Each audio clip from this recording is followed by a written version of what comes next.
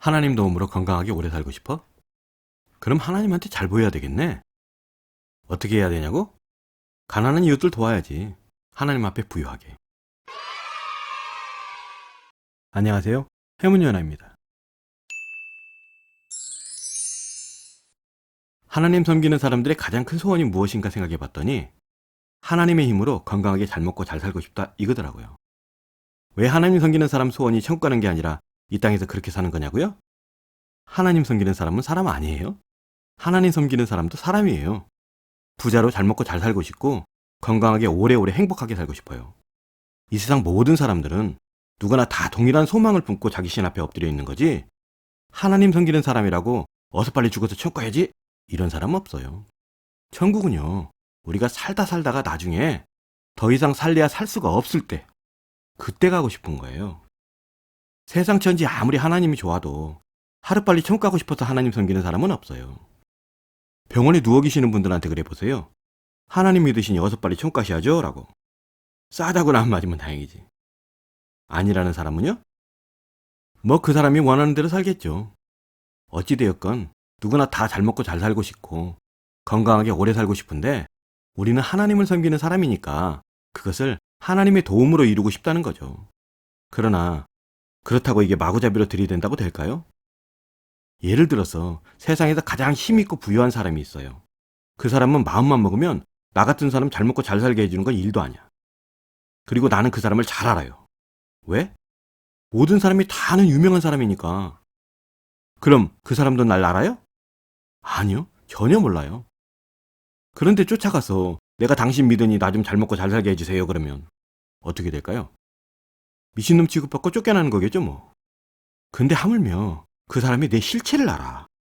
내가 그렇게 착한 사람도 아니고 또 못된 짓도 많이 했고 지금까지 나 몰래 죄도 많이 지었는데 그걸 이 사람이 안 해? 그럼 어떻게 돼요? 그냥 쫓겨나는 걸로는 안 끝날 것 같은데요? 하나님은 별반 다를까요?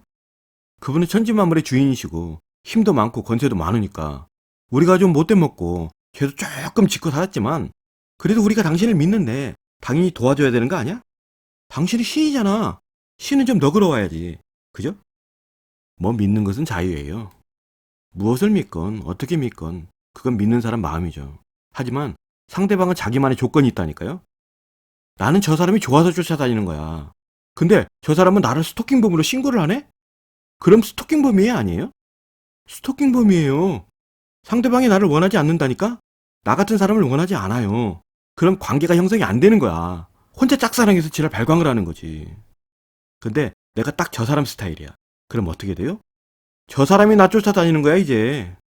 나는 하나님 사람이 아닌데 하나님은 자꾸 나보고 하나님 사람이래. 자꾸 나한테 복 주려고 하고 자꾸 도와주려고 하면서 나를 사랑까지 하신대.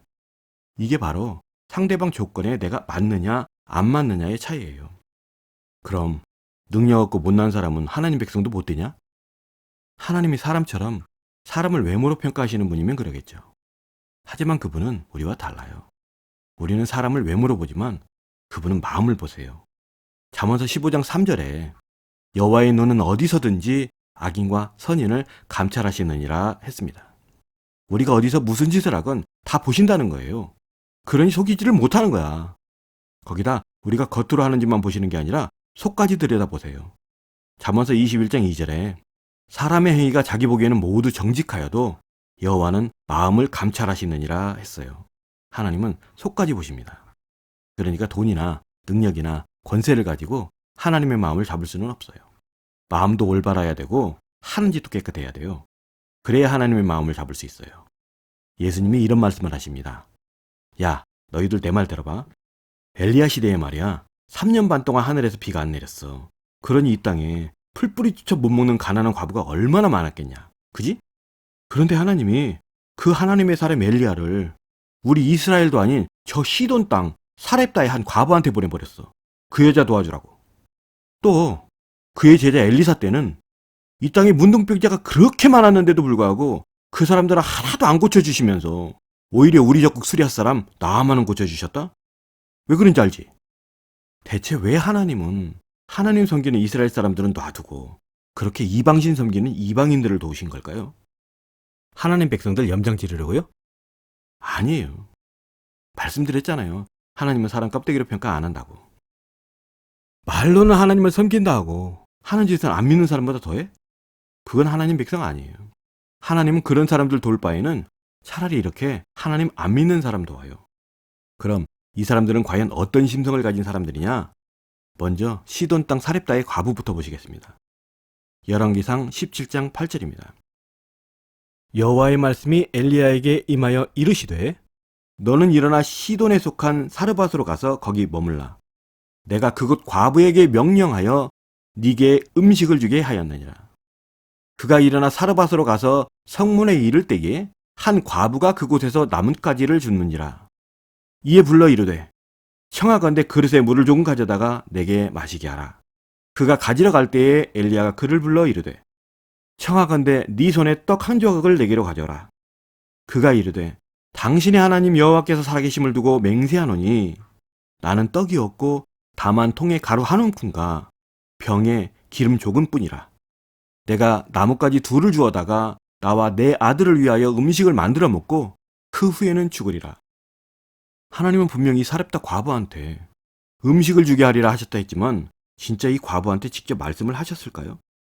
말씀을 하셨으면 이미 엘리야가 올 걸 알았겠죠. 그리고 준비도 했겠죠. 그러나 이 과부는 그런 말 들은 적이 없어요. 거기다 자기가 볼 때 이 사람은 차림새가 딱 유대인이야. 자기네 사람이 아니에요. 그러니 생판 처음 보는 사람이 자기한테 와서 먹을 걸 달라는 거야. 그래도 차라리 있으면 주겠어. 하지만 진짜 없는 걸 어떻게 해요? 그래서 말하기를 여보세요. 내가 당신들이 섬기는 여호와를 두고 맹세하는데 나는 떡이 없어요. 떡은 고사하고 통에 밀가루 한 줌밖에 없어요. 그래서 그걸로 내가 내 새끼랑 빵 하나 만들어 먹고 죽으려던 참이에요. 그런데 엘리야는 말합니다. 엘리야가 그에게 이르되 두려워하지 말고 가서 네 말대로 하려니와 먼저 그것으로 나를 위하여 작은 떡 한 개를 만들어 내게로 가져오고 그 후에 너와 네 아들을 위하여 만들라. 이스라엘의 하나님 여호와의 말씀이 나 여호와가 비를 지면에 내리는 날까지 그 통에 가루가 떨어지지 아니하고 그 병에 기름이 없어지지 아니하리라 하셨느니라. 이 말을 듣고 그 과부는 기가 막혔을 거예요. 그래서 말합니다. 아니 여보세요. 대체 내 말을 어디로 들은 거예요? 가루 한 줌밖에 없다고요. 그걸로 당신한테 떡 만들어주고 나면 내 새끼 먹일 게 없다고. 그런데도 달라고요? 응, 줘. 하나님이 주래. 여보세요. 나는 당신들의 하나님 안 믿는다고. 그래서 내가 하나님을 당신들의 하나님이라고 하잖아. 나는 시돈 사람이야. 당신네 나라로 시집간 이세벨 여왕이 섬기는 그 바알과 아세라 섬기는 사람이라고. 무슨 말인지 몰라요?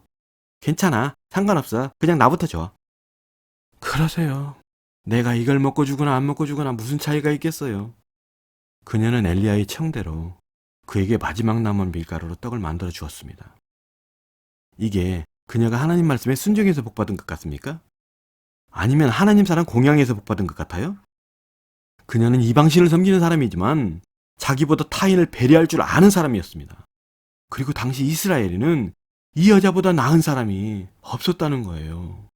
그래서 하나님은 하나님 사람 엘리야를 이 사람한테 보내준 거예요.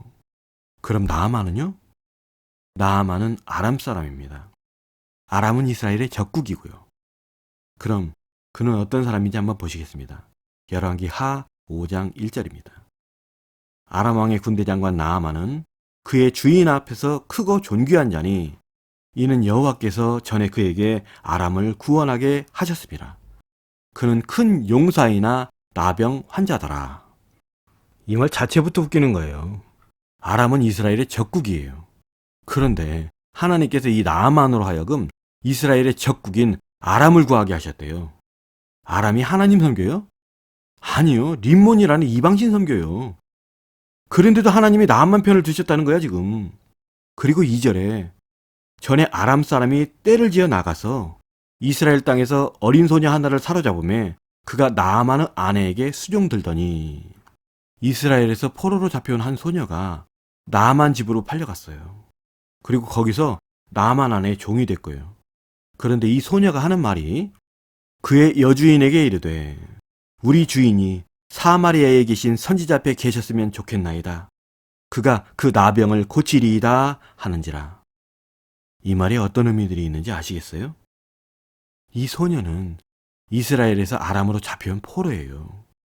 그리고 나아만의 집에 종으로 팔렸다고요. 만약 여러분이 이 소녀라면 자기 잡아온 땅, 자기를 종으로 부리는 그 주인이 잘 되길 바라겠어요? 그런데 이 소녀는 왜 자기 주인이 잘 되길 바래요? 아부하려고? 그러다가 나아만이 고침 못 받으면, 못된 주인 같으면 자기 죽일 거려? 그런데도 이 소녀는 말하잖아요. 내 주인이 고침받기를 바란다고. 이는 그 여주인과 그 남편 나아만이 종들인 자기들한테 엄청 잘해줬다는 거예요. 얼마나 잘해줬으면 자기 주인이 잘 되기를 바라겠냐고요. 이 종들은 급료받는 종이 아니에요. 그냥 노예라고요. 돈 주고 사고 파는 노비. 그런데 이 나아만 부부는 이런 자기 집 노예들한테까지조차 친절을 베풀고 살았단 말이에요. 이 집의 다른 종들이 나아만을 뭐라고 부르는지 아세요?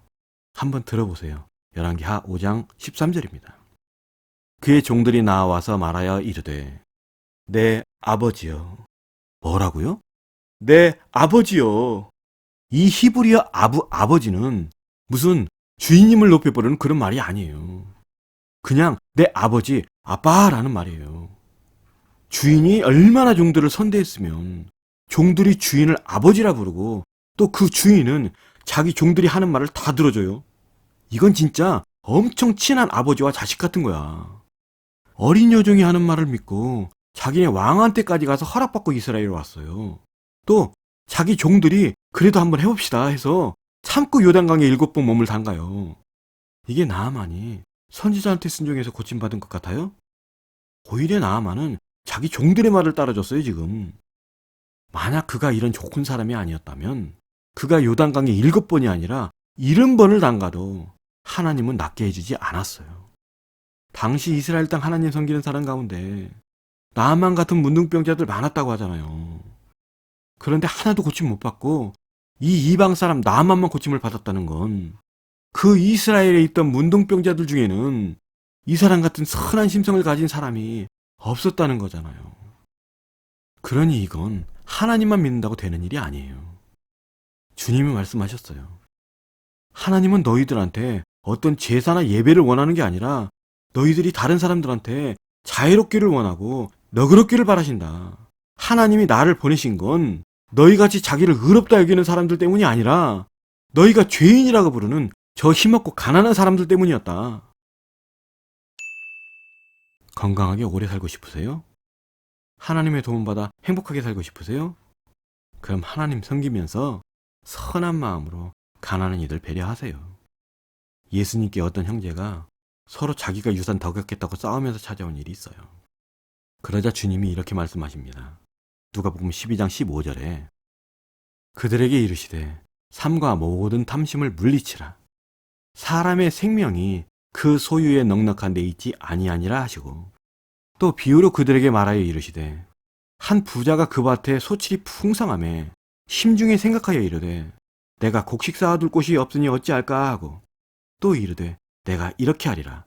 내 곡간을 헐고 더 크게 짓고 내 모든 곡식과 물건을 거기 쌓아두리라.